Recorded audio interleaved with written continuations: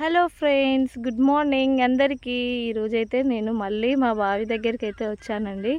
చూసారు కదా, మా బావి దగ్గర ఈ గంగరేయి వల్ల చెట్లు అయితే ఉన్నాయండి. చూడండి ఎన్ని కాయలు అయితే కాసాయో చెట్టుకైతే.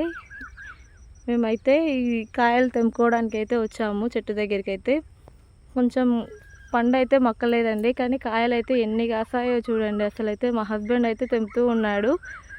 సో ఇవి తెంపుకొని సిటీకి వెళ్దాం అనేసి అయితే మేము మార్నింగ్ టైంలోనే వెళ్ళే ముందు ఇక్కడికైతే వచ్చామండి. చూసారు కదా ఎంత బాగున్నాయో. అసలు పండు మక్కనైతే సూపర్ ఉండు అనేసి అనుకుంటున్నాం. మళ్ళీ నెక్స్ట్ టైం వచ్చే లోపల పండు మొత్తం మక్కి ఉంటాయి. నేను మళ్ళీ వీడియో తీసి మీకైతే చూపిస్తా.